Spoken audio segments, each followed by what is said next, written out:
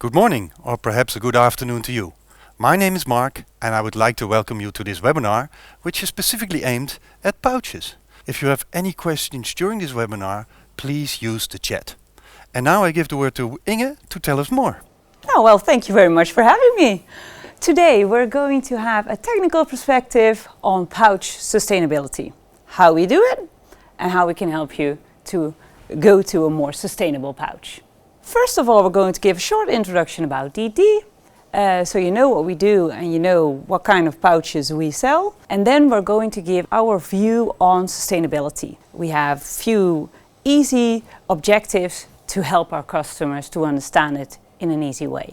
And then we're really going to go a little bit deeper in, okay, we have a customer, they want a more sustainable pouch, they already have a product or already have a pouch, all fine, but then I'm going to explain how we approach it. How do we help you to go to the next level? First of all, we're going to see pouches. We do a lot of retort pouches, but also stand-up pouches with zipper, handles, Euro holes. Flat bottom pouches are really upcoming, or box pouches as they called, and spouted pouches. Are there any limitations to the use of pouches? Because in the market, of course, we still see a lot of cans and jars and stuff like that. We see a lot of jerry cans moving through this type of packaging, and it especially has to do with the empty product. If you have to move, let's say, jerry cans through the factory, you need a full truck where we only need one pallet. Because the volume is of in the empty pouches, or in this case jerry cans. So yes, and what we see, there are some limitations. So for instance, you cannot at this point make a flat bottom pouch for retort, as the sealing of this point is still too fragile for the pressure in the retort, for instance. But we go to a customer, we ask them, what kind of packaging do you like? And then we see if it's possible. Understand, yeah. DeeDee, two sisters, me and my big sister Elke. We run the company together. Our mother started this. DeeDee is Dorothy's dream. My mother had a dream to be an independent woman. And when we took over 8 years ago, we are still Dorothy's daughters. So the Dees can stay. Well, and we'll keep on being I think DeeDee. you have a unique position then in this industry. Absolutely, absolutely. Lots of men in our industry, so we already have an advantage for that. We are really a niche expert. We do nothing, only stand-up pouches. So we can really help you only in this specific area. We focus on partnerships not only with our customers, but also with our producers and with our partners, people like Lan Handling, because it's really important that we work together to give a customer a total solution. Exactly, the complete value chain should be looked at when we talk about sustainability. Absolutely, absolutely. And then we have a dream. We want to create a 100% circular stand-up pouch. Not possible yet, but I'm sure that one day we'll maybe manage to do that. Good, let's dive into the deep sustainability objectives. Most important is we have to prevent food waste. That is the biggest problem we have on our planet. We cannot not look at this. So yes, we can do different material structure, we can make thinner materials, but this is the only thing that we really cannot change. The right barrier, so the shelf life of the products is not changed. Yeah, that's quite good, because we use a similar kind of wording, but then using the word safe with F and with V to protect and to, of course, avoid any wastage in the world. Absolutely. Great. Yeah. Interesting. Absolutely what it is, Mark. Then we try to make a pouch that is as small as possible. We see many pouches that are way too big, and if you make it smaller, it's really easy to make a more sustainable pouch. Why are they too big? Most of the time it's marketing perspective, because they have, like in the shelves, you only have, you know, this kind of a space, and you want to have it as big as possible, of course, because then customers will easily take your product. So we really try to advise our customers not to make it bigger as necessary. And then the most important thing where everybody thinks about when we talk about sustainability is changing the materials. To explain this a little bit easier, we made a ladder. Here you see the ladder. So we have residual waste, plastic waste, and then we have the monomaterials, which are really upcoming at the moment. Everybody is talking about it, and this is where we need to go. The future one is still the dream of me and my sister, and that's why there's a little bit bigger space between the two. So circular packaging does not really exist at this moment? It does for PET bottles. So PET is the only plastic in the world that can already be reused for food packaging. Yep. So for us, we can easily recycle the monomaterials, but then they make like plastic pellets out of it or stuff like that. So it's not for the same no, application again. Yes, and that's a dream, but it's not even, for now, it's far away. Let's start at the bottom, the residual waste. What you see in many cases is that pouches are created with different kinds of other materials.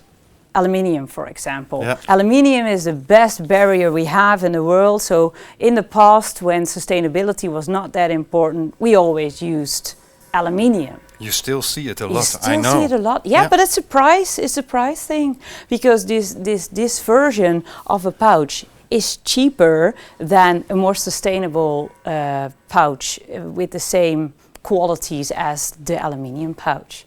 So residual waste is something that we as DeeDee try to educate our customers not to use it anymore and go to a little bit more sustainable pouch, and that is the plastic pouch. In some cases they can already use it for recycling, but still a lot of the plastic is burned or used different ways, but it's already better than creating something that can absolutely not be recycled. I understand, yeah. And then we have the best step, and that is the step we focus on a lot at this moment, is the monomaterials. Every few months we have more possibilities. It's going really rapidly. And about retortability, what is possible and not possible in the different 3 steps? Well, we already have a lot of customers in step 1 and step 2. Sure. And step 3, there are really pouches available in monomaterial for retort.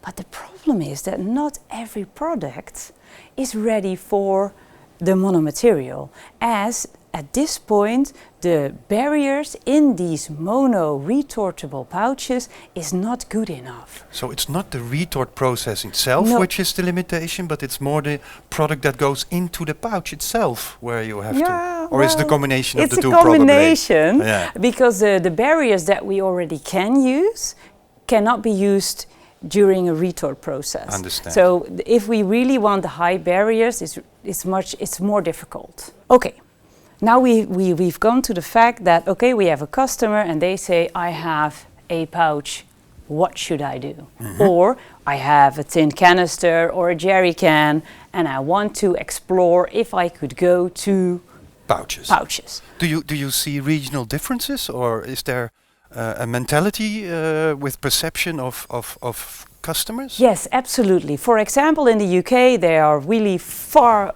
above everybody else in Europe. They are first in all multiple forms of using these monomaterials, or they are really leader in Europe, let's say so.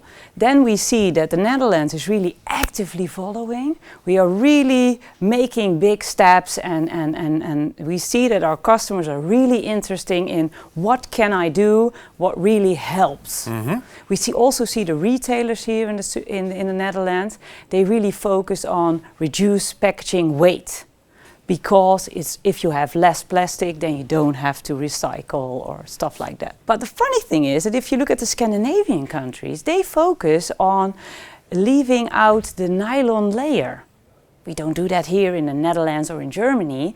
And in France, we see they don't really like the pouches that much. So we have a lot of work to do in France. They most use the Tetra Pak and stuff like that. If we have a customer that is interested in transforming their packaging way, then we first look at their product.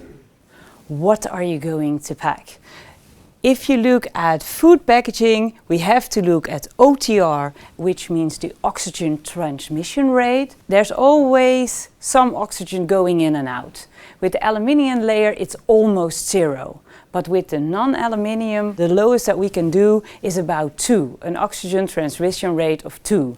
So we have to find out, together with the customer, what is your OTR level? And do you have this knowledge also in-house? Do you have food specialists that know this kind of things? Or No, are what we basically do is we do simple testing because it's very easy to see. So we send them always 3 types of packaging: high barrier, low barrier, no barrier, and then they can easily see it. So it's something that they already, if they can do the testing in-house, and we help them. Understand. Yeah, we help them, and we have special laboratories who can measure this OTR, so we can see what they need. Same goes with the WVTR. It has to do with water vapor, and that is because in many food packaging you have this E number. They have to state that they keep a certain amount of water in the pouch. That's what we look at. We look at if they need a UV barrier, and we look at the product itself, the ingredients, what is the pH value, what is it oily product. We are expert in almost any product that we sell at the moment, because if you have an oily product and plastic is oil, they could really, destroy the packaging itself. So we actually have packages where we have a special inner layer barrier to protect our pouch, and we have an outer layer barrier to protect the product from oxygen and water vapor influences. Yeah, so this is what we start with. And then we go to the customer and look at their process. What kind of filling machine do you have? How do you handle the pouches? Are you going to do sterilization, and how long are you going to sterilize, on which temperature? Do they have a handling system like yours? And what we also do is, do you need a drop test? We need to know what we are allowed to have in this drop test. This looks funny, but it's really important if you want to go to a mono material, because they're not so strong. Are these tests, are they internationally defined, or is it depending on each customer that has its own requirements? Well, the funny thing is there is not really something for it. So we created a drop test method. Okay. And actually we sent Kitty, our quality manager, and she's helping all of our customers to do a proper drop test. So you have a solid reference. Always the same, and otherwise it's impossible to do this. So we created our own method. Very good. When we have an overview of what's going to be packed and how it's going to be handled or processed, then we have to do some homework. So we're going to make some sort of matrix, and then we explain to them, okay, you can go more sustainable on these 4 ways. So you can adapt the material structure, decrease your packaging weight, or we also look at the volume, as I already explained, but also at the CO2 emissions. We see that if you use less layers, you have less CO2 impact. Okay. And this is something that we really do with the management of the companies, because they have to decide what's important. Okay, I understand. Because I would say I would like to achieve all 4 of them. Correct, but sometimes if you adopt a material structure, we have to make the pouch a little bit thicker to overcome a drop test. I understand. Yeah. And then you have an increase in the packaging weight. And if you have a retailer who focus on packaging weight, then it's not smart to go to a mono material. Yeah, I understand. So it's really like something that we just map it. Mm-hmm.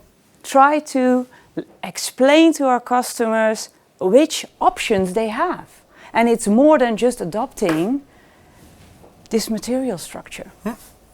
When that is done and they have decided what is important, we're going to help them with the consequences of these choices.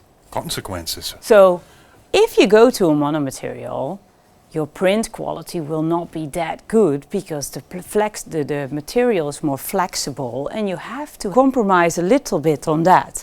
But also stability, consequences for staining. People who do retort, you have some ingredients that are really migrate to the next layer. So you see on the outside the curry, for instance. That is something that migrates through our layers. I understand. And it will be visible on the outside. That is something that people from marketing really don't like. I was thinking the marketing people might say, So here no go. It's really a marketing related subject. So if you look at the different people that we talk to in the company, step 1 is the technicians, step 2 is the management, step 3 is most cases marketing. And sometimes you have to go back. And production. Okay. Because moving to a different material structure or moving to a pouch, sealability is not the same. So they have to adjust their filling machine and the whole process of handling. Maybe the system doesn't pick up a more flexible pouch. We really have to look at the friction. The friction. It might be different. Yeah, absolutely. So this is what we then do. Then we go to, okay, you have decided to move to that direction. What is the consequences for your company and how can we assist you? I understand. Yeah. And that's why we really need our partners, not only being partners with our customers, but here we really need our partners because they have to help us to make sure that these pouches will be sealed and will be handled. Yeah, and that it remains an efficient process and again saving food and material, the whole package. So that's basically what we do. All right. And let's put the theory into practice. Okay. Well, thank you very much, Inge. If you have any further questions about this topic, you can always contact us at info@lanhandling.com or contact me, inge@deedee.nl. I'm always willing to help you on any sustainability option as long as it's about pouches.